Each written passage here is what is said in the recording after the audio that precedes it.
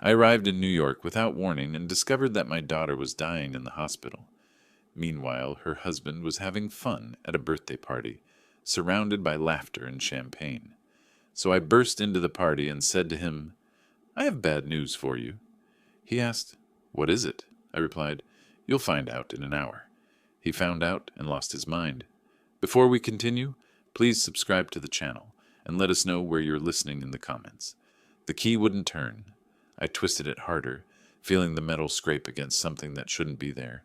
My fingers ached from gripping too tight, and sweat beaded on my forehead despite the cool spring air drifting through the hallway window. This wasn't right.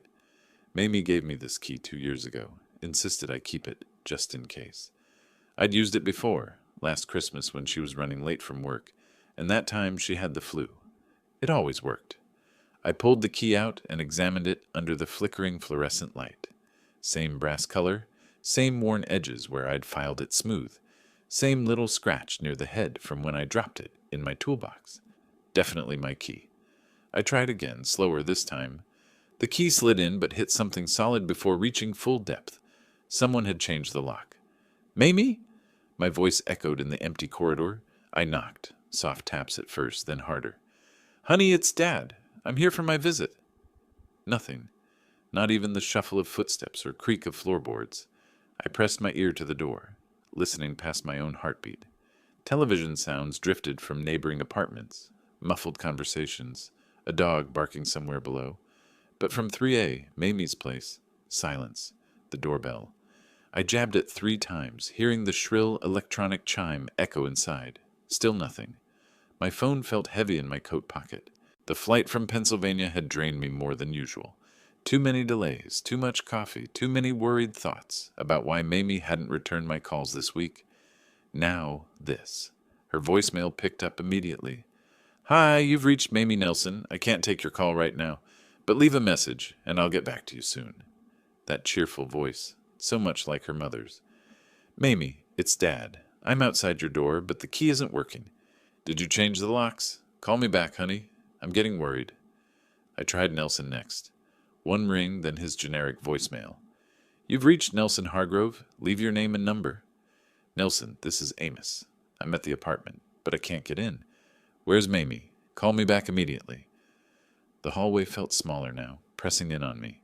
Cooking smells, garlic and something fried, wafted from under doors. A television laugh track burst from apartment 3C. Normal Friday afternoon sounds, but they felt wrong against my growing panic.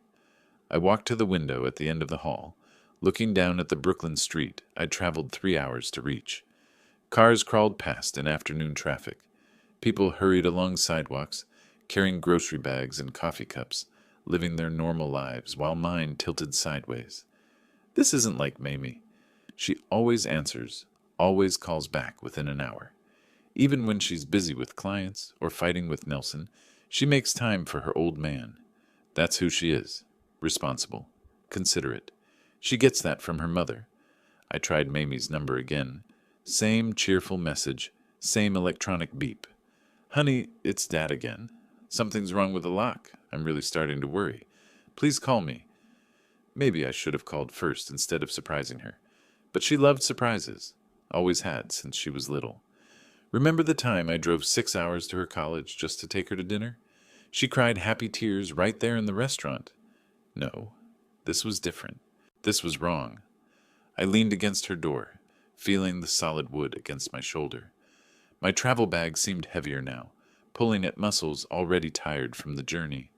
The fluorescent light above buzzed and flickered, casting shifting shadows on the worn carpet. Nelson's phone went straight to voicemail this time. Not ringing at all, just that automated message about leaving your name and number. He'd turned it off. Why would someone change the locks without telling family? Why wouldn't Mamie answer her phone for 2 weeks? Why would Nelson shut off his phone when I needed to reach them? The questions circled in my head like vultures. Each one brought worse possibilities. Accidents, illness, problems they couldn't handle alone. Problems they should have told me about. I tried Mamie one more time. "The subscriber you are calling is not available." Not her voicemail this time.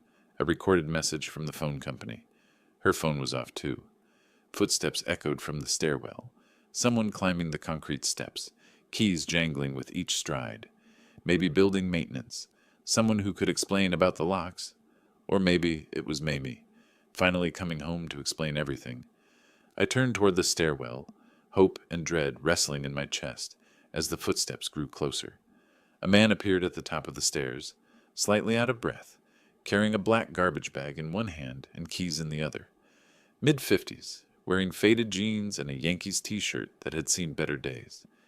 He stopped when he saw me standing by Mamie's door, his eyebrows raising in mild surprise. "You looking for someone?"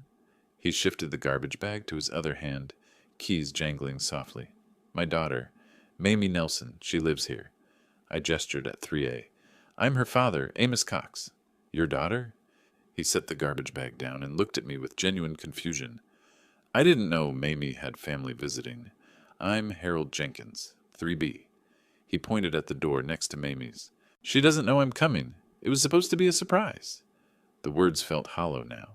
"But I can't get in. The lock's been changed." Harold scratched his jaw, studying me with the careful attention of someone who'd spent years reading people. "Changed, huh? When's the last time you talked to your daughter?" 2 weeks ago, maybe 3. The admission stung. "I've been calling, but she's not answering. Her husband isn't either. Haven't seen her around here for—" Harold paused, calculating. "Must be 2 weeks now, maybe longer." My stomach dropped. "What do you mean you haven't seen her?" "Just that. Used to see her coming and going. Work, groceries, that sort of thing. Nice lady, always said hello. But lately," he shook his head, "nothing. But Nelson's been here, right? Her husband?" Harold's expression shifted, becoming uncomfortable. He picked up his garbage bag again, avoiding my eyes. "Well, yeah, I see him plenty." "Good. Then maybe he can explain." "Different woman every few days, though." The words hit me like cold water. "What?" "Your son-in-law, Nelson." Harold looked directly at me now, his voice gentler. "He's been bringing women around, young ones. Real fancy looking. Figured maybe your daughter moved out, and he was, well, you know." I stepped back, my shoulder hitting the wall. "There must be some mistake." "I wish there was." Harold shifted uncomfortably. "Look, I don't like to gossip, but I've been living here 8 years. I know what I see." "What exactly do you see?" "Different woman Tuesday night, blonde, wearing one of those expensive coats. Wednesday it was a redhead in a short dress. Too short for this weather, if you ask me. Yesterday, some brunette with jewelry that caught the light from here to Sunday." My hands clenched into fists. "Are you sure it's Nelson?" "Same guy, same key to the apartment. Laughing loud in the hallway, music playing late. Not like when your daughter was around. She was quiet, respectful." The hallway started spinning slightly. I pressed my palm against the wall to steady myself. "How long has this been going on?" 2 weeks, maybe 3. Right around the time I stopped seeing Mamie." Harold's voice carried the weight of someone delivering bad news. "I kept thinking I should mind my own business, but if you're her father, I need to find her. Any idea where she might have gone?" I shook my head. My mind was racing, trying to process what Harold had told me. Nelson, my son-in-law of 5 years, bringing other women to Mamie's apartment. Different women, multiple women, while my daughter was... Where? "Look," Harold said, hefting his garbage bag again. "I've got to get this downstairs before pickup. But if you need anything, another pair of eyes, someone to ask around the neighborhood, I'm usually home." "Thank you." My voice sounded distant, even to me. Harold started down the stairs, then paused. "Your daughter? She seemed happy when I saw her. Always smiling, talking about her work. Whatever happened, it wasn't because she was unhappy here." His footsteps faded down the stairwell, leaving me alone with crushing new information. Nelson wasn't just unreachable. He was actively betraying my daughter. But where was Mamie? If she'd left voluntarily, she would have told me. She would have taken her things, changed her phone number properly, given me some explanation, unless she couldn't. I looked at Mamie's door again, seeing it differently now. Not just changed locks, but a barrier. Something keeping me out, keeping me from the truth about what happened to my little girl. My phone felt like a brick in my pocket. Nelson's number, Mamie's number. Neither would help now. But there had to be another way. There had to be some method of finding her that didn't depend on her husband's honesty or cooperation. Think, Amos. What tools do you have that they can't control? My legs felt unsteady as I followed Harold's path down the stairs. The concrete steps seemed steeper now, the metal railing colder under my palm. I needed air, space to think, somewhere away from that door and its terrible implications. Outside, the afternoon had grown cooler. Overcast sky pressed down on the Brooklyn street, matching my mood. I found a small concrete bench near the building entrance and dropped onto it, my travel bag hitting the pavement with a dull thud. Different women every few days. The phrase kept echoing in my head, while Mamie was gone, missing, vanished without a trace or explanation. I pulled out my phone, squinting at the small screen. These new smartphones, Mamie had insisted I upgrade from my old flip phone during her last visit to Pennsylvania. Dad, what if something happens to one of us? What if we need to find each other? I'd protested. I don't need to track you like some criminal, honey. It's not tracking, it's safety. Just download this app, Find My Family. Please? She'd given me those eyes, the same ones she'd used to convince me to let her get a puppy when she was 12. So I'd relented, watching her tap and swipe through settings I didn't understand, entering passwords and permissions. She'd shown me how to use it once, but that was 6 months ago. Now, trying to remember which icon among dozens might be the right one, I felt every one of my 65 years. My reading glasses. I dug through my travel bag, pushing aside folded shirts and medication bottles until I found the case. The world sharpened into focus, revealing app icons I'd forgotten existed. Games Mamie had installed for when you're bored. News apps, weather, camera. Where was it? Find My Family. Had it been blue? Green? They all looked the same to me. There, a small icon with 2 figures and a location pin. I tapped it, my thick fingers clumsy on the smooth screen. Loading circle, spinning endlessly. Come on, password required. I tried my birthday, then Mamie's, then my late wife's maiden name. Invalid, invalid, invalid. What had I used? Think, Amos. Of course. Mamie's birthday plus the year she graduated high school. She'd made me write it down. The phone accepted it, and suddenly a map filled the screen.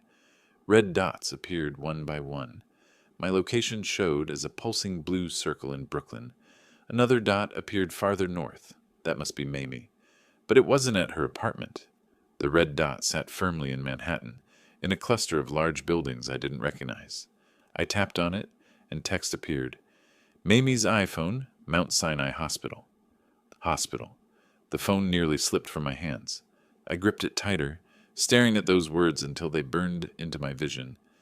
Mount Sinai Hospital. My daughter was in a hospital, and I didn't know why, didn't know how long she'd been there, didn't even know if she was... I stood up abruptly, my travel bag tumbling to the sidewalk. Hospital. That explained everything.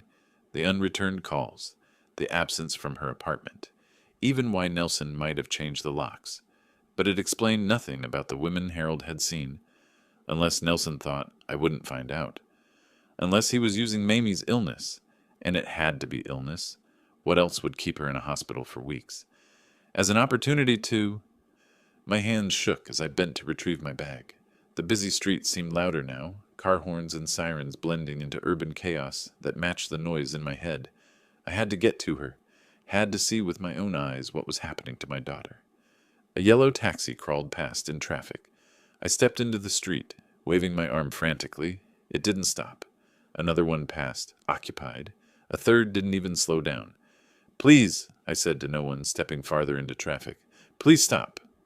A taxi finally pulled over, brakes squealing slightly.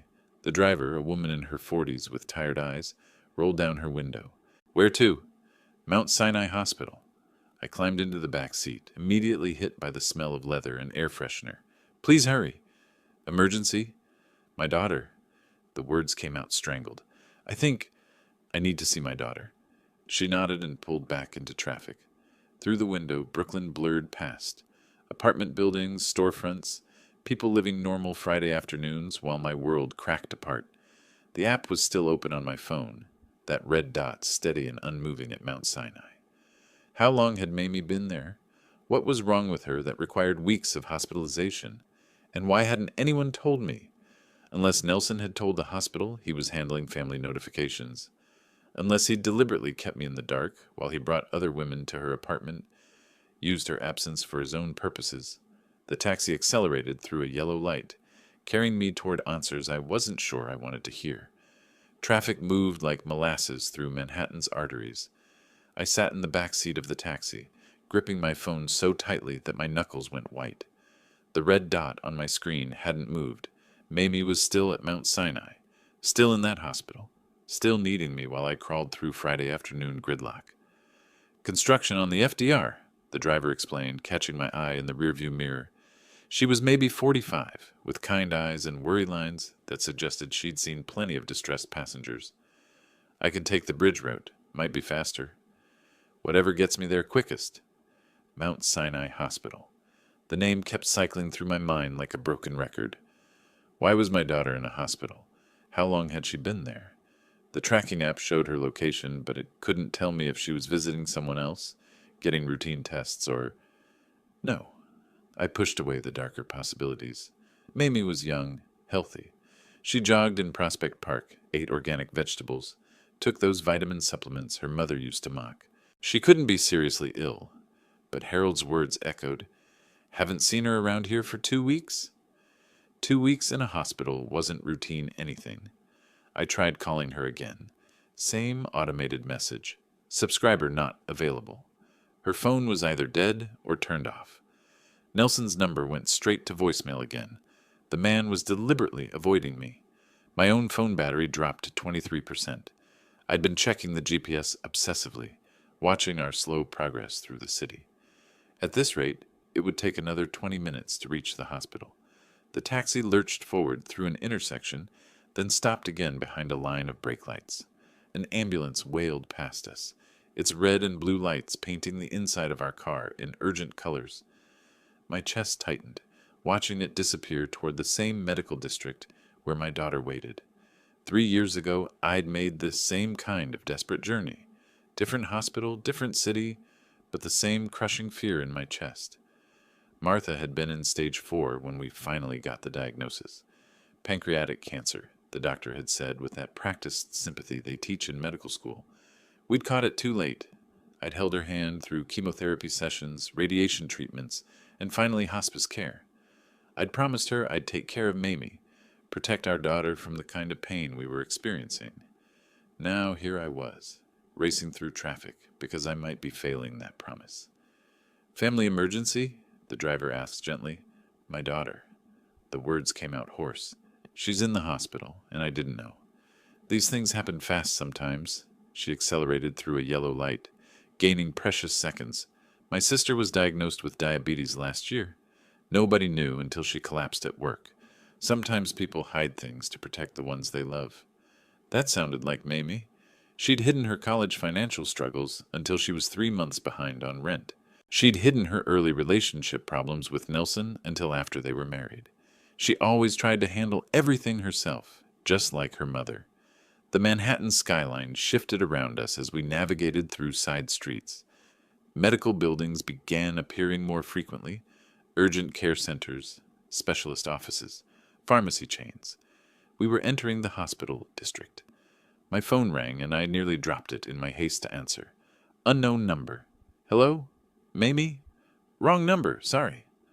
I closed my eyes and leaned back against the worn leather seat. Every ring, every notification made my heart race with hope and terror in equal measure. "She's going to be okay," the driver said firmly. "Whatever's wrong, having family there makes all the difference. You're doing the right thing." Through the window, I could see the massive complex of Mount Sinai Hospital approaching. Glass towers filled with windows that looked down on thousands of personal tragedies and miracles every day. Somewhere in that maze of rooms and corridors, my daughter was waiting without knowing I was coming. The taxi pulled up to the main entrance, joining a line of vehicles dropping off patients and visitors. People moved in and out of the sliding glass doors, some hurrying, some walking slowly, all carrying their own stories of worry and hope. $28.50, the driver said, but when I handed her $40, she shook her head. "Keep the change, honey. Go find your daughter." I grabbed my travel bag and stepped onto the sidewalk, looking up at the imposing medical complex. My phone showed 3:40 p.m. Wherever Mamie was in that building, I was about to find out why she'd been hiding there for 2 weeks. The automatic doors opened with a soft whoosh, welcoming me into whatever truth waited inside. The lobby overwhelmed my senses immediately. Marble floors that echoed every footstep, the sharp bite of disinfectant in the air, and fluorescent lighting that made everyone look pale and anxious. Information desks stretched across the far wall, staffed by people in scrubs who looked like they'd been answering worried questions all day. I approached the nearest desk, my travel bag suddenly feeling heavier with each step. "I'm looking for my daughter, Mamie Nelson. I believe she's a patient here." The woman behind the desk, maybe 30 with tired eyes, started typing. "Are you on her emergency contact list, sir?" "I'm her father, Amos Cox." More typing. A pause. Then her expression shifted to something like relief. "Room 314, third floor.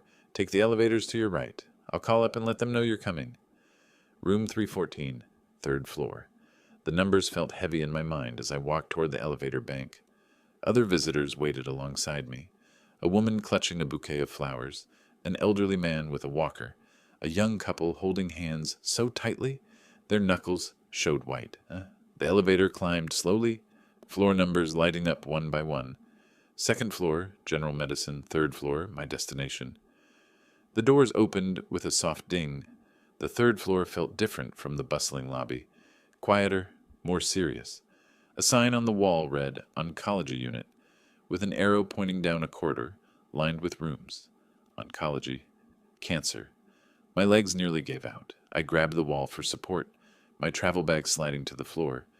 Cancer. That's why Mamie was here. That's why she hadn't been returning calls. That's why Nelson had been bringing other women to her apartment while she fought for her life in this sterile hallway. "Sir, are you all right?" A woman in a white coat had appeared beside me. Mid-40s, kind face with intelligent eyes behind wire-rimmed glasses. Her name badge read, "Dr. Elena Ramirez, Oncology." I'm looking for my daughter. "Mamie Nelson, room 314. You must be Mr. Cox." Her voice carried the gentle authority of someone used to delivering difficult news. "I'm Dr. Ramirez, Mamie's oncologist. Could we talk privately for a moment?" She led me to a small consultation room just down the hall. Plain furniture, a box of tissues on the table, medical diplomas on the walls. The kind of room designed for conversations nobody wanted to have. "How much do you know about your daughter's condition?" Dr. Ramirez asked as we sat down. "Nothing." The word came out like a confession. "I just found out she was in the hospital. What's wrong with her?"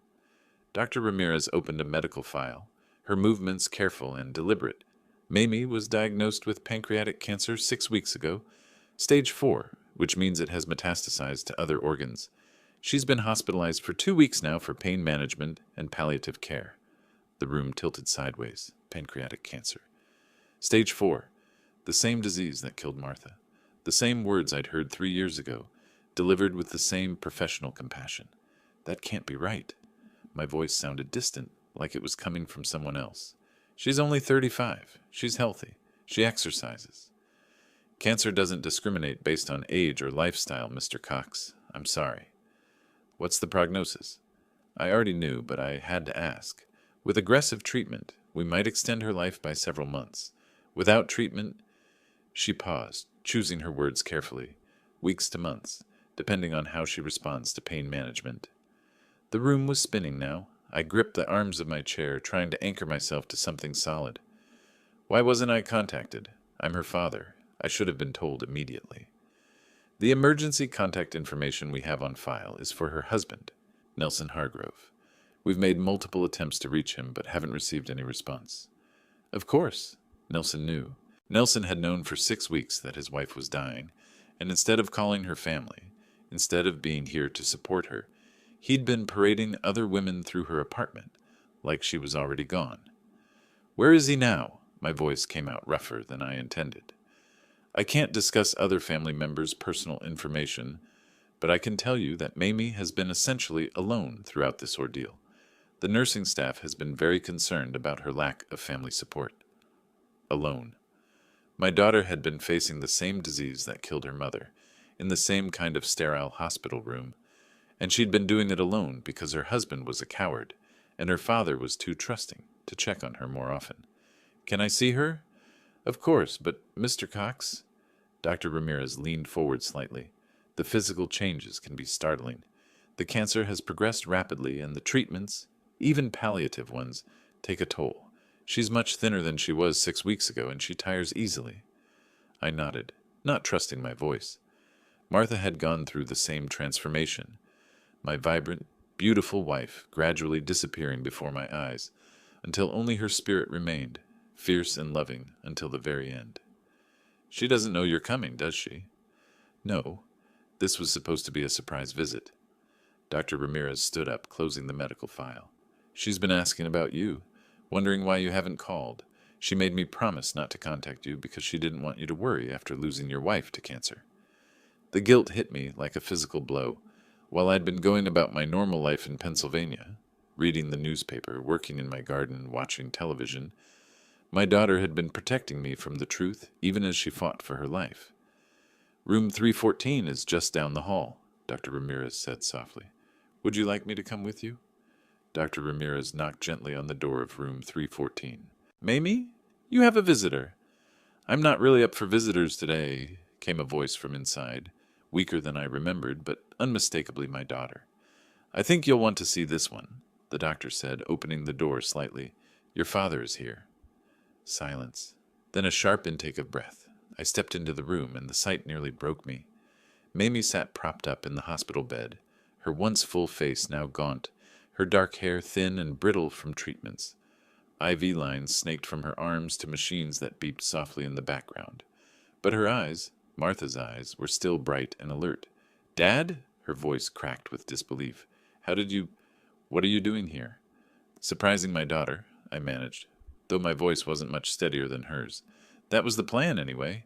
She tried to sit up straighter, wincing slightly at the movement. You can't be here. I mean, it's wonderful that you're here, but you weren't supposed to find out like this. I set my travel bag down and crossed to her bedside. The afternoon light from the window made the medical equipment seem less intimidating, but it couldn't hide how small she looked in the hospital bed. Dr. Ramirez tells me you've been here for 2 weeks. It's not as bad as it looks, she said quickly. The same tone she'd used as a child when trying to convince me a scraped knee didn't hurt. They're just managing my pain levels, making sure I'm comfortable. I reached out and touched her cheek gently. Her skin felt paper thin, hot from fever or medication. Honey, why didn't you tell me? Tears started forming in her eyes. Because I watched what Mom's cancer did to you. I saw how it destroyed you to watch her suffer. I couldn't put you through that again. That wasn't your choice to make. I pulled the visitor's chair closer to her bed and sat down heavily. I'm your father. This is exactly where I'm supposed to be. But you just lost Mom 3 years ago. You're finally starting to seem like yourself again. I didn't want to... Stop. I took her hand carefully, mindful of the IV port. I lost your mother, yes. But you're my daughter.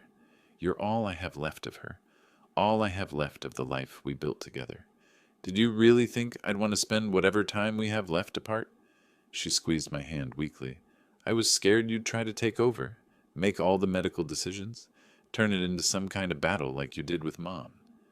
The words stung because they held truth. I had fought Martha's cancer like it was a problem I could solve through sheer determination and research. I dragged her to specialist after specialist, pushed for experimental treatments, refused to accept the inevitable until the very end.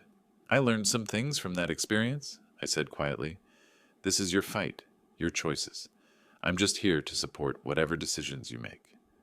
Really? She studied my face, searching for the stubborn man who'd once argued with oncologists and demanded second opinions. Really? But I am going to ask one question, and I want an honest answer. She nodded. Where is your husband? Her expression shifted, pain flickering across her features that had nothing to do with cancer. Nelson, he's having a hard time with all this. What does that mean? When we got the diagnosis, he said he needed some space to process it. He's been staying at his brother's place in Queens. She looked away from me, focusing on the IV drip bag. He says he'll come back when he's ready to handle this. Ready to handle watching his wife die. Ready to handle being a husband when it became difficult. My hands clenched into fists in my lap. How long since you've seen him? 2 weeks. Since I was admitted. Her voice got smaller. He calls sometimes, asks how I'm feeling, tells me about his work stress, but he hasn't visited. I thought about Harold's revelation. Different women every few days, laughing in the hallway, music playing late.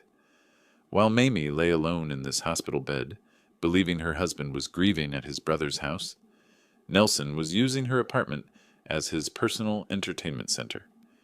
Dad, you have that look. What look? The same one you got when Mom's insurance company tried to deny coverage for her treatments. Like you're planning something. I forced my expression to relax. I'm just thinking about logistics. How long do the doctors expect you to be here? Probably another week, maybe 2. Depends on how well they can manage the pain with oral medications. And then what? You can't go back to that apartment alone. I'll be okay. Nelson says he'll be ready to come back by then. I doubted that very much. Nelson had shown his true character when his wife needed him most, but I couldn't tell Mamie about the women Harold had seen. Not while she was fighting for her life. Not while she still held on to hope that her marriage meant something. What if you came home with me? Pennsylvania isn't that far, and you could have your old room back. I could take care of you properly. Dad, your house has stairs to every bedroom, and the nearest hospital is 40 minutes away. She smiled sadly. I need to be close to my medical team. A nurse appeared in the doorway, checking her watch. I'm sorry, but we need to do some blood work and medication adjustments. Could you give us about 30 minutes? I looked at Mamie, reluctant to leave her alone again. Go get some coffee, she said. There's a decent cafeteria on the first floor. Come back in an hour and we can figure out where you're staying, how long you can visit. I stood up slowly, my back protesting from the emotional weight of the last few hours. I'm not going anywhere, honey. I'm staying in the city as long as you need me. Promise? Promise. I leaned down and kissed her forehead. Your old man isn't running away when things get tough. As I gathered my travel bag and headed for the door, I was already making different promises in my mind. Promises about Nelson Hargrove and what happened to men who abandoned their wives when life became difficult. The medical team filed into Mamie's room with practiced efficiency, wheeling equipment I didn't recognize. Dr. Ramirez gave me a gentle but firm look, the kind that said family members needed to step aside and let professionals work. We'll need about an hour for the procedures, she explained quietly. There's a family waiting area down the hall, or you could grab coffee in the cafeteria. I nodded and gathered my travel bag, but every instinct screamed against leaving Mamie alone. She'd been abandoned by the one person who'd promised to stay by her side in sickness and health. I wouldn't add to that betrayal, not even temporarily. I'll be right outside, I told her through the closing door. Walking down the oncology corridor, I pulled out my phone and dialed Nelson's number again, straight to voicemail, just like the previous 4 attempts. This time I left a different kind of message. Nelson, this is Amos. I'm at Mount Sinai with your wife. She's been here 2 weeks fighting cancer while you... Well, I know where you've been. Call me back. 20 seconds later, I tried again from the hospital's main line, thinking maybe he'd blocked my number. Still no answer, but this time the phone rang once before cutting to voicemail. He was screening calls. My hands weren't shaking anymore. The initial shock of Mamie's condition had crystallized into something colder, more focused. 40 years of engineering had taught me to approach problems systematically, and Nelson Hargrove had become a problem requiring a solution. I remembered Jake Morrison's number from my phone contacts, an old friend from my consulting days who'd moved into private investigations after retiring from corporate security. I hadn't spoken to Jake in months, but some friendships survive long gaps. Amos? This is unexpected. How are you holding up? Not well, Jake. I need a favor, and I need it quietly. A pause. Jake had always been good at reading between lines. What kind of favor? Information gathering. I'll pay your usual rate. You know money isn't an issue between us. What's going on? I explained about Mamie's condition, Nelson's abandonment, the changed locks, Harold's revelations about other women. Jake listened without interrupting. Another reason I'd always respected him. Where is he now? Jake asked when I finished. That's what I need to find out. Soon. I can make some calls, run some traces. Give me an hour. Thanks, Jake. And Jake, this stays between us for now. After hanging up, I found myself in the family waiting area, surrounded by other people dealing with medical crises. The difference was obvious. They had support systems, spouses holding hands, adult children taking turns at bedsides, friends bringing coffee and flowers. Mamie had me, finally, and a husband who couldn't be bothered to answer his phone. My phone buzzed with a text from an unknown number. "Happy birthday to me? Skyline Lounge is amazing?" Wrong number, probably, but something nagged at me. I opened Mamie's Instagram through her old account she'd set up on my phone months ago, another technology lesson I'd initially resisted. Social media felt invasive, but now it might be useful. Nelson's profile appeared in her followers list. His latest stories were posted 30 minutes ago. Champagne glasses clinking, a rooftop view of Manhattan, a group of people laughing around a decorated table. The location tag read Skyline Lounge, Midtown, birthday celebration. While his wife underwent cancer treatment, Nelson was throwing himself a party. I screenshot everything, my engineer's mind automatically documenting evidence. The timestamps, the locations, the faces of people who clearly weren't mourning anyone's illness. Young women in cocktail dresses, men in expensive suits, everyone looking like they were having the time of their lives. Jake called back, sooner than expected. "Found him. Your son-in-law's credit card activity shows charges at Skyline Lounge starting at 4 o'clock. High-end rooftop bar in Midtown. Expensive place. He's dropped over $3,000 tonight." $3,000. While Mamie worried about insurance copays and prescription costs. "Amos, what are you planning? Because your voice has that tone Martha used to worry about. The one that meant you were about to do something irreversible." Martha, she'd have known exactly what I was thinking right now. She'd also have tried to talk me out of it, then help me plan it properly when she realized my mind was made up. "I'm going to have a conversation with Nelson. At a party? In public? That could get messy fast." "Good. Messy means witnesses. Messy means consequences." "Amos, he abandoned his dying wife to throw himself a birthday party, Jake, with other women, using money that should go toward her medical bills? What kind of conversation do you think that deserves?" A long pause. "The kind where you need backup, just in case. I can be there in 40 minutes. "No, this is between me and him. But thanks." "Then at least promise me you won't do anything that lands you in jail. Mamie needs her father, not her father's lawyer." He was right about that. Whatever I did had to be calculated, controlled. Justice, not revenge, though the line between them felt increasingly thin. I checked the time. 6:30 p.m. The medical procedures would finish by 7:30, giving me time for one quick trip to Midtown and back. Skyline Lounge was 20 minutes by subway from the hospital. Standing up from the waiting area chair, I felt different than I had an hour ago. The grief was still there, the fear for Mamie's future, the anger at the unfairness of it all, but underneath those emotions was something harder and more useful. Purpose. Nelson thought he could abandon his responsibilities while his wife fought for her life.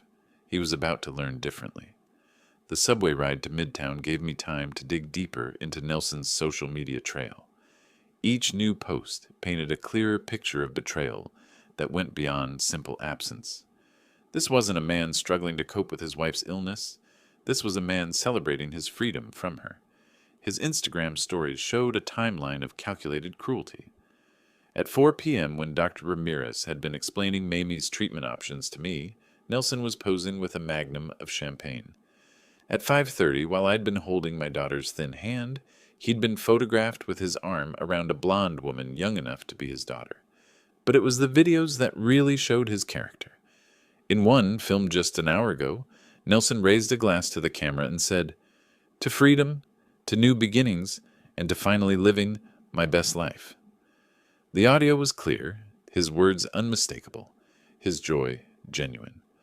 While his wife fought cancer alone in a hospital bed, I saved every piece of evidence to my phone, my engineering background automatically organizing files and timestamps. If this ever went legal, I wanted documentation. But more immediately, I wanted ammunition. My phone rang as the subway pulled into Times Square station. "Jake again. I did some more digging. Your son-in-law's been planning this party for 3 weeks. Reserved the venue, hired a photographer, sent invitations through social media. This isn't spontaneous. It's premeditated." 3 weeks? right around the time Mamie was admitted to the hospital. While she was being told her cancer had metastasized, Nelson was booking party venues. There's more, Jake continued. His credit card records show a pattern. High-end restaurants, expensive clothing purchases, jewelry that sure isn't going to his wife. This has been going on since her diagnosis. 6 weeks of treating Mamie's terminal illness as his personal liberation. Jake, I need to ask you something, and I need an honest answer. Shoot. If this was your daughter, what would you do? A long pause. Probably something that would disappoint my better angels but satisfy my father's heart. Which is exactly why I think you should wait. Think this through. I have thought it through. He's not just abandoning her. He's celebrating it while she's dying. And what's your plan? Storm into his party and do what exactly?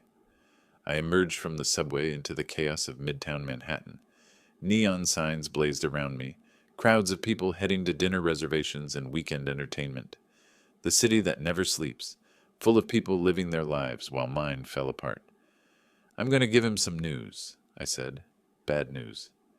Amos, thanks for the help, Jake. I'll call you later. I hung up before he could argue further. This wasn't about reason anymore. This was about justice, and justice sometimes required public embarrassment for private cruelties. Skyline Lounge occupied the roof of a glass building in the heart of Midtown. Through the windows I could see people in expensive clothes, holding expensive drinks, celebrating whatever rich people celebrated on Friday nights. Music pulsed from the upper floors, and I could make out laughter even from the street. The elevator to the roof required a key card, but the security guard was more helpful than I'd expected. Family emergency, I explained, showing him my driver's license. I need to reach my son-in-law, Nelson Hargrove. There's been a medical crisis.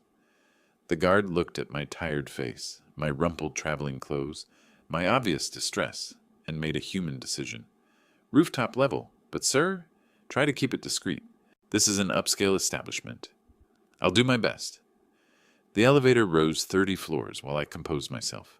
Through the glass walls, Manhattan spread out below like a circuit board of lights and possibilities. Somewhere in this maze of buildings, my daughter lay in a hospital bed, alone except for nurses and machines. Somewhere above me, her husband celebrated his freedom from her suffering. The elevator doors opened onto a rooftop paradise. Skyline Lounge lived up to its name. Floor-to-ceiling windows revealed the Manhattan skyline in all directions, while an outdoor deck offered fresh air and stunning views. Well-dressed people clustered around high-top tables. A DJ provided background music, and servers circulated with champagne and appetizers. It took me less than 30 seconds to spot Nelson. He'd gained weight since the last family gathering, his face full and satisfied, his expensive suit tailored to his new prosperity. He stood near the outdoor deck, holding court with a group of admirers, 3 young women and 2 men his age, all hanging on his every word. As I watched, he threw his head back and laughed at something someone said. Pure, genuine enjoyment. The laugh of a man without a care in the world. I started walking toward him, my steps steady and purposeful. The crowd parted automatically. Maybe it was my age, maybe my expression, maybe the way I moved with complete focus through their casual celebration. People noticed me, then looked toward Nelson to see what was about to happen. He saw me when I was still 10 feet away. The laughter died in his throat, color drained from his face, and his champagne glass trembled in his hand. He looked around desperately, as if searching for an escape route, but his friends had formed a semicircle that trapped him against the deck railing. "Hello, Nelson," my voice carried clearly over the music. Several nearby conversations stopped, people sensing drama about to unfold. "Amos, what are you doing here? How did you find me?" "Your wife told me you were having a difficult time processing her illness, that you needed space to handle the emotional burden of her cancer diagnosis." I spoke loudly enough for his friends to hear every word. Imagine my surprise to discover this is how you handle emotional burdens. One of the young women looked confused. "Cancer? Nelson, you never mentioned—" "It's complicated," Nelson stammered, his eyes darting between me and his audience.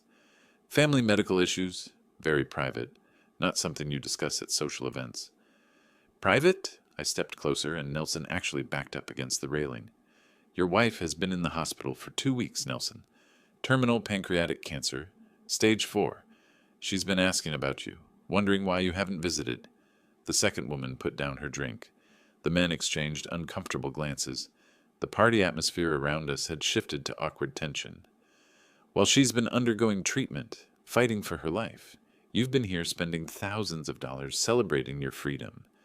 I have the pictures, Nelson, the credit card records, the social media posts about your new beginning. You don't understand the situation. I understand perfectly. My voice was calm, controlled, but it cut through his protestations like a blade. You abandoned your dying wife to throw yourself a birthday party, with other women, using money that should pay for her treatment. The silence around us was complete now. Even the music seemed quieter. Nelson's friends were staring at him with expressions ranging from disgust to horror. I came here to give you some news, Nelson. Bad news, I'm afraid. In 1 hour, something very unpleasant is going to happen to you. I won't tell you what, but I guarantee you won't enjoy it. What do you mean, Amos? What are you talking about? But I was already walking away, my message delivered, my purpose served. Behind me, I heard Nelson calling my name, heard his friends asking questions he couldn't answer, heard the party's energy collapse into uncomfortable whispers. The elevator doors closed on Nelson's panicked face, his birthday celebration in ruins around him. 1 hour, I told him. Now the clock was ticking. The elevator descended through the glass building while Manhattan sparkled outside like scattered diamonds. I checked my watch. 8:45 p.m. The medical procedures at the hospital would be finished by now, and Mamie would be wondering where I'd gone. But first, I had one more stop to make. During the subway ride back to the hospital, my phone buzzed with increasingly frantic calls from Nelson. I let them all go to voicemail. Each unanswered ring was part of the punishment. Uncertainty, fear, the growing realization that his comfortable world was about to change. By the time I reached Mount Sinai, Nelson had left 6 voicemails. I listened to them in the hospital lobby, watching his panic escalate with each message. Amos, please call me back. We need to talk about this misunderstanding. Look, I know how this looks, but you don't understand the full situation. Mamie and I agreed.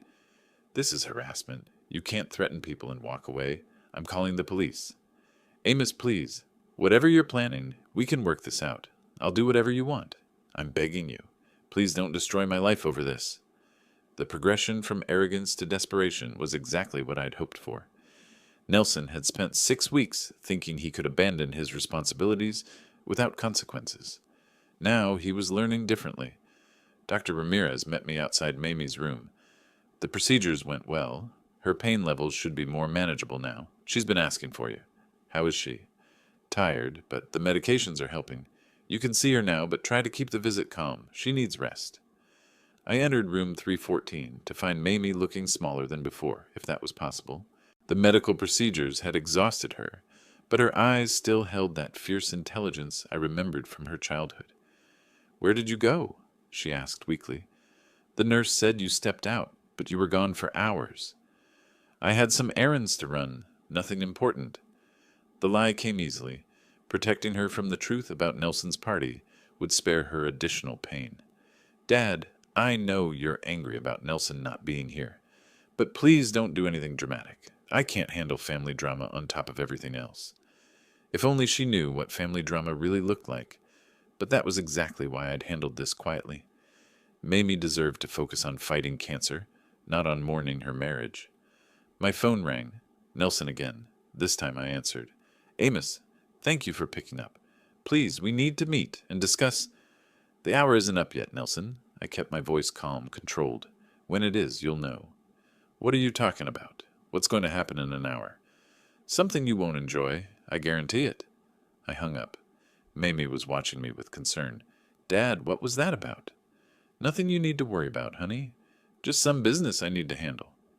But even as I said it, I was checking the time. 9:20 p.m. 40 minutes since I'd left the party. 20 minutes until Nelson's deadline. My phone rang again immediately. This time, instead of answering, I turned it off completely. Nelson could spend the next 20 minutes in growing panic, wondering what consequences were coming for him. The uncertainty would be worse than any actual punishment I could devise. You look different. Mamie said quietly. Calmer somehow, more like yourself. She was right. The helpless grief I'd felt earlier had transformed into something more productive. I'd taken action, imposed consequences, restored some balance to a situation that had been grossly unfair. For the first time since arriving in New York, I felt like I was protecting my daughter properly. I'm just glad I'm here with you now. Will you stay tonight? I know the hospital has visitor accommodations. Of course, I'm not going anywhere. As we talked about treatment options and next steps, part of my mind tracked the remaining time. 15 minutes until Nelson's deadline. By now, he'd probably tried calling the hospital directly, maybe even attempted to come here himself. But I'd spoken to security about limiting his access. Family emergency protocols gave me temporary authority over visitors. At 9:50 p.m., I excused myself to use the restroom and turned my phone back on. 23 missed calls from Nelson and a dozen text messages ranging from angry demands to desperate pleas. The final message, sent just 5 minutes ago, read, Please, Amos, I'll do anything. I'll pay for all of Mamie's treatment. I'll give her everything in the divorce. Just tell me what you want. Divorce? Interesting. Nelson was already planning his exit strategy, thinking he could buy his way out of responsibility with financial settlements. But some things couldn't be purchased or negotiated. At exactly 10:00 p.m., I called him back. Amos, thank you for calling. Look, I've been thinking about everything you said, and you're absolutely right. I've handled this situation poorly, but I can fix it. I can make amends. The hour's up, Nelson. What? What does that mean? What's going to happen? I looked around the hospital corridor, the quiet efficiency of the night shift, the families maintaining vigil over their loved ones, the basic human decency of people caring for each other during crisis. Nothing is going to happen, Nelson. That was the point. I don't understand. For the last hour, you've experienced what your wife has felt for 6 weeks. Uncertainty, fear, abandonment by someone who should be there for you. The difference is your hour of anxiety is over. Hers isn't. Silence on the other end of the line. You want to know what's going to happen to you? You're going to live with the knowledge that when your wife needed you most, you abandoned her for a party. You're going to remember that when she was fighting for her life, you were celebrating your freedom. And everyone at that party tonight is going to remember it too. Amos, please. I'm hanging up now. Don't call again. Don't come to the hospital. Don't contact Mamie unless she specifically asks for you. And Nelson, if I hear you're using her illness as an excuse for anything, if you're telling people you're grieving or struggling or any other lie to cover your selfishness, I will make sure everyone knows the truth about your birthday party. I ended the call and turned the phone off again. Through the hospital window, I could see the lights of Manhattan stretching toward the horizon. Somewhere in that maze of buildings, Nelson was probably sitting alone, finally understanding that actions had consequences. But here, in this sterile corridor outside my daughter's room, justice felt more like exhaustion than satisfaction. The real work, helping Mamie fight cancer, was just beginning. Manhattan's neon glow painted the sidewalks in shifting colors as I walked away from Skyline Lounge. The confrontation had left me feeling oddly calm. Not the explosive satisfaction I might have expected, but something steadier. Justice in motion, consequences finally matching actions. My phone showed 9:05 p.m. Hospital visiting hours extended until 10 p.m. for family members, giving me time for one essential stop. Mamie would need proper nutrition during her recovery, and the hospital cafeteria wasn't adequate for someone fighting cancer. The Whole Foods near the medical district stayed open late, catering to hospital staff and worried families. Inside, fluorescent lighting felt harsh after the upscale ambiance of the rooftop bar, but it was honest light. No pretense, no performance, just people buying what they needed to take care of each other. I selected carefully organic fruits that wouldn't upset Mamie's sensitive stomach, fresh ginger for nausea, the kind of Greek yogurt she'd loved as a child. Simple things that might remind her body how to be healthy again. Shopping for someone recovering? The cashier asked. She was maybe 25, with kind eyes that suggested she'd seen plenty of worried families. My daughter, cancer treatment. I'm sorry. Is she doing better? Getting there. The words felt true as I said them. Mamie was getting better, not just medically, but in ways that mattered more. She wasn't alone anymore. wasn't protecting everyone else from her truth? These are good choices, she said, scanning the ginger. My aunt swore by fresh ginger tea during her chemo. The receipt showed 9:23 p.m., enough time to reach the hospital before visiting hours ended. In the taxi back to Mount Sinai, my phone buzzed with a text from an unknown number. Package delivery scheduled for 10:15 p.m. Address confirmed. SM. Agent Sarah Martinez, Martha's former partner at the FBI, now heading the Financial Crimes Unit. She'd been more than willing to help when I'd explained Nelson's situation, especially after seeing the evidence Jake had gathered about offshore accounts and tax evasion. The hospital lobby felt different at night, quieter, more intimate somehow. Families gathered in waiting areas, some sleeping in uncomfortable chairs, others maintaining vigil with coffee and quiet conversation. People who understood that love meant showing up when life got difficult. Room 314 glowed softly with evening light. Mamie looked better than she had this morning. The medical procedures had helped, and her color was improving slightly. She was awake, reading something on her tablet, looking almost like herself again. You brought groceries? She smiled at the bag in my hands. Dad, the hospital feeds me. You don't need to shop. Hospital food isn't going to help you get strong enough to fight this thing. I started unpacking items, arranging them on her bedside table like a small altar to her recovery. Besides, I remembered how much you loved this yogurt when you were little. Greek God's brand. Her voice carried genuine pleasure. I haven't had this in years. Sometimes the old things are the best things. She studied my face with that perceptive look she'd inherited from her mother. You seem different tonight. Calmer, somehow. Less frantic. I had some business to take care of. It went well. What kind of business? My phone vibrated again. Another text. Target acquired. Timeline confirmed. Proceeding as planned. Nothing you need to worry about, I said, silencing the phone. Just some loose ends that needed handling. But Mamie wasn't fooled. She'd always been able to read me better than I'd liked, even as a child. Dad, what did you do about Nelson? What makes you think I did anything? Because you're you. Because when someone hurts your family, you fix it. Because you disappeared for 3 hours this evening and came back looking like justice had been served. Smart girl. Too smart for her own good sometimes. I had a conversation with your husband. He won't be bothering you anymore. What kind of conversation? The kind where he learned that actions have consequences. The kind where he discovered that abandoning his wife has a price. She was quiet for a moment, processing this. Outside her window, Manhattan continued its endless pulse of life and ambition. Somewhere in that maze of lights, Nelson was probably trying to call me again, still not understanding that his hour of reckoning had only just begun. I should probably be upset that you confronted him, Mamie said finally, but I'm not. I'm tired of protecting people who don't protect me back. You don't need to protect anyone anymore, honey. That's my job now. My phone buzzed a third time. I glanced at it quickly. Warrant executed. Evidence secured. Full report follows. Excellent work, A. Agent Martinez was thorough. She'd waited until she had everything she needed before moving. Nelson's evening was about to get much worse than a ruined party. Dad? Mamie's voice was gentle but direct. Are you going to tell me what that phone is really about? Before I could answer, the device rang in my hands. Nelson's name appeared on the screen, and in the background I could hear voices, official-sounding commands, the unmistakable sounds of law enforcement activity.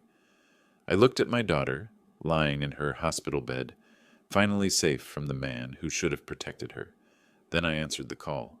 Amos, please, you have to help me. Nelson's voice cracked through the phone, panic evident in every syllable. Behind him I could hear official voices giving commands, the sound of doors opening, heavy footsteps on hardwood floors. I'm sorry. I can't hear you very clearly, I said calmly, putting the phone on speaker so Mamie could listen. There seems to be some kind of commotion in the background. It's the FBI. They're in my apartment right now, going through everything. They have a search warrant. Amos, what did you do? I didn't do anything, Nelson, but I suspect they might be interested in your financial arrangements. Something about tax evasion, maybe? Offshore accounts? Dead silence except for the sounds of a systematic search in progress. I could picture Nelson's face, the color draining as he realized the scope of what was happening. How do you know about... He stopped himself, but it was too late. About the accounts in the Caymans? The ones where you've been hiding money for 3 years? The same money that could have paid for your wife's medical treatment? My voice remained steady, conversational. Or did you mean the consulting fees you never reported? The ones that pushed your tax evasion into felony territory? Agent Martinez's voice came clearly through the phone. Mr. Hargrove, you need to step away from the safe and keep your hands visible. Amos, please. I know we have our differences, but I'm family. You can't just... Family? The word tasted bitter. Family means being there when someone needs you. Family means holding their hand during chemotherapy, not celebrating your freedom while they fight for their life. Mamie was watching me with wide eyes, understanding finally dawning about the full scope of what I'd orchestrated. Her expression wasn't shock. It was something closer to awe. I can explain everything, Nelson continued desperately. The money, the accounts, all of it. I was planning to use it for Mamie's treatment, I swear. I just needed to. You needed to what? Throw yourself a birthday party first? Bring other women to her apartment while she was in the hospital? Another voice in the background, professional and clear. Sir, we're going to need you to come with us for questioning. You have the right to remain silent. Amos, don't let them do this to me. I'm your daughter's husband. Think about what this will do to her reputation, her standing in the community. I looked at Mamie lying in her hospital bed, thin and pale, but with fire in her eyes. She'd been protecting this man's reputation while he spent her medical money on champagne and parties. My daughter's standing in the community will be just fine, I said. She's a cancer survivor who was abandoned by her husband. People tend to sympathize with that kind of strength. You, on the other hand, are a man who hid assets while his wife faced terminal illness. How do you think that's going to play in the newspapers? The newspapers? You can't be serious. Financial crimes involving federal tax evasion? A Wall Street executive caught hiding millions while his wife battled cancer? Nelson, this is exactly the kind of story the press loves. The sounds of official activity continued in the background. I could hear evidence bags being sealed, digital devices being collected, the methodical process of building a case that would end Nelson's career and freedom. Agent Martinez is very thorough, I continued conversationally. She worked with my late wife for years, learned a lot about following financial trails, building airtight cases. She was particularly interested when I mentioned your situation. Your wife worked with the FBI? For 23 years, Financial Crimes Unit. She had a lot of friends who were concerned when they heard about how you were treating her daughter. The full realization was hitting him now. This wasn't just about personal revenge. This was about professional law enforcement officers who took white-collar crime seriously, especially when it involved abandoning sick family members. Amos, I'm begging you, call them off. I'll pay for everything. All of Mamie's treatment, experimental therapies, whatever she needs. I'll liquidate the offshore accounts, pay all the back taxes. Just make this stop. That's an interesting offer, Nelson. Unfortunately, once the FBI has evidence of federal crimes, individual citizens like me can't really call them off. That's not how the justice system works. Agent Martinez's voice again. Mr. Hargrove, we're ready to transport you downtown for processing. Processing? What does that mean? It means you're going to jail, Nelson. Tonight, while your wife is in a cancer ward, you'll be in a holding cell. I find that appropriately symbolic. This is insane. You can't destroy my life because you don't like how I handled my marriage. I didn't destroy your life, I said quietly. You destroyed your life the moment you chose to celebrate your wife's illness instead of supporting her through it. I just made sure there were consequences. The phone line went quiet, except for footsteps and official voices. Then Agent Martinez came on the line. Mr. Cox, this is Agent Martinez. Mr. Hargrove has been taken into custody. The evidence collection is complete. We found more than enough to proceed with federal charges. Thank you, Agent Martinez. I appreciate your thoroughness. Your wife trained me well. She'd have been proud to see justice served for her daughter. I hung up and looked at Mamie. She was sitting up in bed now, more alert than I'd seen her all day. Dad, was that real? Did you really just have Nelson arrested by the FBI? I provided information about financial crimes to appropriate authorities. They made their own decisions about how to proceed. But how did you know about the offshore accounts? Jake Morrison is very good at his job, and your mother's former colleagues were very motivated to help when they understood the situation. Mamie was quiet for a long moment, processing what had just happened. Then unexpectedly she started laughing. Not the bitter laugh of someone who'd been betrayed, but genuine amusement at the elegant justice of it all. "He called you for help," she said between laughs.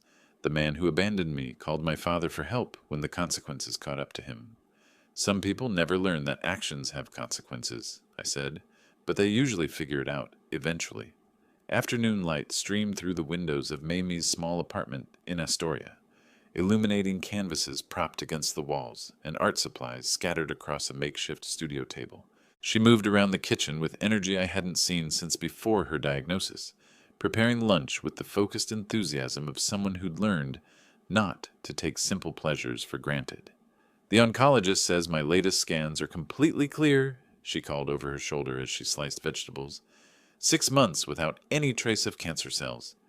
"That's wonderful news."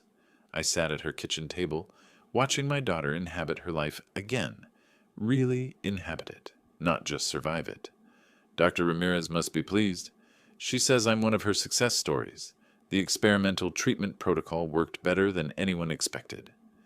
Mamie paused in her preparations, looking thoughtful. Of course, having the financial stress removed probably helped my immune system focus on fighting cancer instead of fighting anxiety. Nelson's asset forfeiture had covered all her medical expenses, and then some. The federal courts had been efficient in seizing his hidden accounts, and victim restitution had been prioritized. Justice, it turned out, sometimes came with practical benefits. "Have you heard anything about his appeal?" I asked. "His lawyer called last month. Nelson wants to reduce his sentence by cooperating with other financial crime investigations. Apparently he knows about a lot of Wall Street corruption." She resumed chopping, her movements precise and confident. "I told the prosecutor I had no opinion on whether he deserved consideration." "And how do you feel about that?" "Honestly, I don't think about him much anymore. When someone shows you who they really are during the worst crisis of your life, you stop wondering what might have been different." This version of Mamie was stronger than the one I'd found in the hospital a year ago, not just physically, but in ways that mattered more. She'd learned that she could survive betrayal, illness, and uncertainty. That knowledge had made her fearless about smaller things. "Agent Martinez stopped by last week," she continued. "She wanted to see how I was doing, and to tell me about some financial literacy workshops the FBI runs for fraud victims. She thinks I might be good at helping other people who've been exploited by family members. Would you be interested in that?" "Maybe. There's something appealing about turning a terrible experience into something that helps others." She brought plates to the table and sat across from me. "Speaking of Agent Martinez, she mentioned something interesting about Mom." "Oh?" "She said Mom always talked about how proud she was that her husband understood justice wasn't the same thing as revenge, that you always looked for solutions that fixed problems rather than just punishing people." I thought about that night in the hospital, listening to Nelson panic as his world collapsed. There had been satisfaction in that moment, but not the bitter kind that comes from personal vengeance. It had been the satisfaction of watching systems work correctly, law enforcement catching criminals, consequences matching actions, protection being provided for the vulnerable. "Your mother was the one who taught me that distinction," I said. "She used to say that revenge makes you feel better for a moment, but justice makes the world better permanently." "Did you ever want revenge? Just pure personal revenge?" "In the Taxi to Skyline Lounge, yes. I wanted to humiliate him, make him suffer the way you'd suffered. But by the time I got there, I realized that wouldn't actually help you or change anything fundamental." "So you chose the harder path." "I chose the path that solved the problem. Nelson wasn't just abandoning you.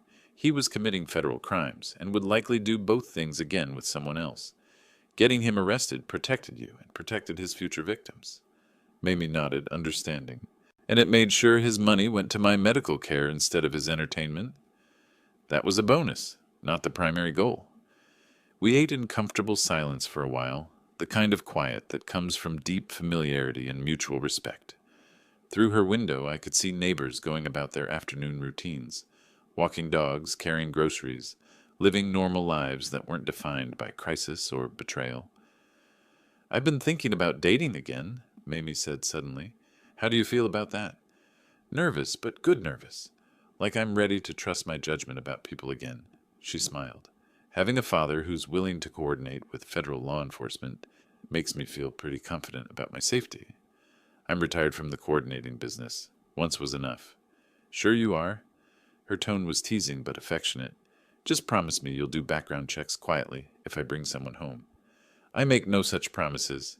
She laughed, and the sound was pure joy, not the careful laughter of someone managing other people's comfort, but the genuine amusement of someone who felt safe enough to be fully herself. Later, as I prepared to catch the train back to Pennsylvania, I looked around her apartment one more time.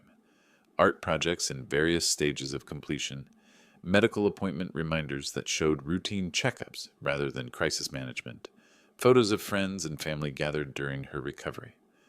This is a good life you're building, I told her. It's my life, she said simply. For the first time in years, it feels like mine. Standing at her door, travel bag in hand, I realized that this was what justice actually looked like.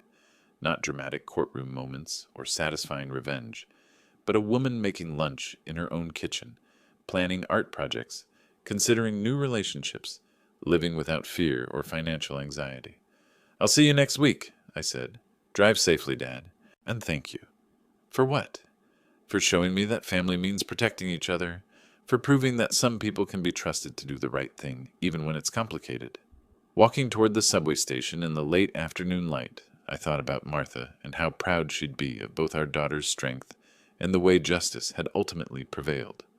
Not through anger or personal vendetta, but through patience, careful planning, and faith that systems could work when operated by people who cared about doing the right thing. My phone buzzed with a text from Mamie. Forgot to tell you, I'm thinking about getting a dog, just so you know for next time you coordinate with law enforcement. Some things, thankfully, never change.